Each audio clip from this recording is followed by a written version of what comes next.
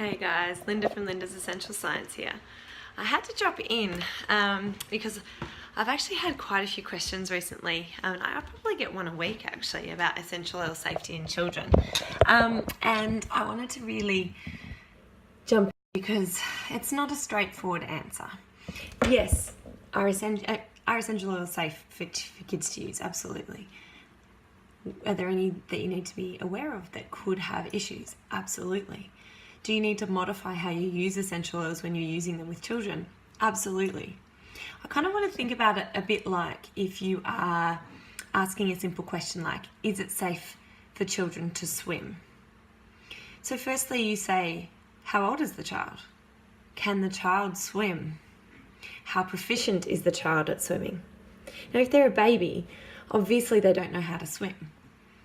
So they need a lot more support to swim. You wouldn't throw them in the water and just expect them to be able to work it out. So the answer for a baby is no, it's not safe. However, if the adult's with them, then it is safe. Just put my oven on. So then the other question might be, what's the quality of the water like? What are the conditions like? Are we looking at a pool with a heap of chemicals that might create an eczema reaction on that particular child? Are we looking at an ocean where the waves are really strong? Are we swimming between the flags? Do you see what I mean? The answer is not black and white, and the same happens when it comes to essential oils. Another way I like to look at it too is two other ways. Firstly, something like, say, peanuts.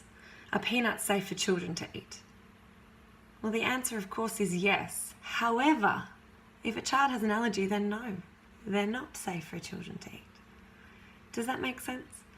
The other thing to think about is Panadol and Nurofen and the medications that are available for children to take.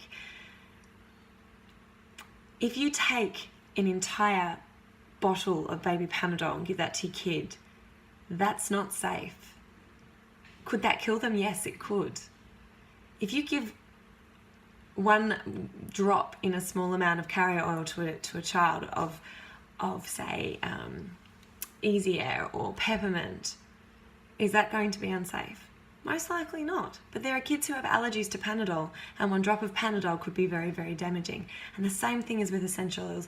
So what I'm saying is go sensibly, start small. If you have a child who is sensitive to a lot of foods or sensitive to a lot of medications, the likelihood is that they may well be sensitive to some essential oils as well. So you start out small. You diffuse and you watch for behaviour. Don't close the bedroom door if you're diffusing for the very first time a new oil. See how your child goes. Diffuse it during the day when they're awake and alert, not when they're asleep in bed at night. So there was a study done, there's quite a few studies based on essential oils like eucalyptus and rosemary, which are high in a particular molecular compound called 1,8-cenol. So that has been shown in some studies to create a decrease in the need to breathe. So it can interrupt a child's breathing in young children. Now, when you look into these studies, they were basically massive doses placed in and around the nose and up the nostrils that created this effect. So if you're diffusing a blend with eucalyptus or rosemary in it, and in the diffuser is 2 to 3 drops, they're getting a very small amount of 1,8-cenol. So the likelihood of there being a problem is very low. However, if you have a child with respiratory issues, you would go carefully and sensibly and safely when you first start trying out that essential oil. I'm very passionate about this because I feel like there's a lot that we miss out on, especially for our children, because we're so concerned about what could go wrong. And the same, if you treat essential oils the same way you treat food when you first start giving food to children, and different foods, you give it a crack, you give it a little bit, and you see if there's a reaction.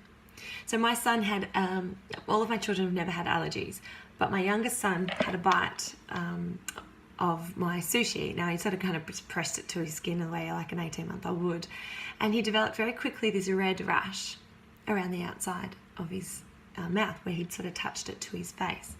Now it was a prawn sushi. Normally he just eats the, done the thing again.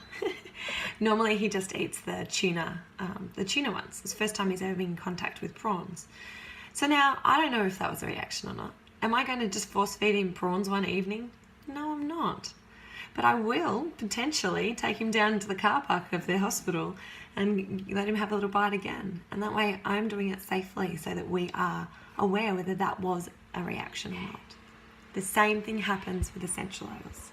Be sensible, be safe, and take it easy. Thanks, guys. Mwah.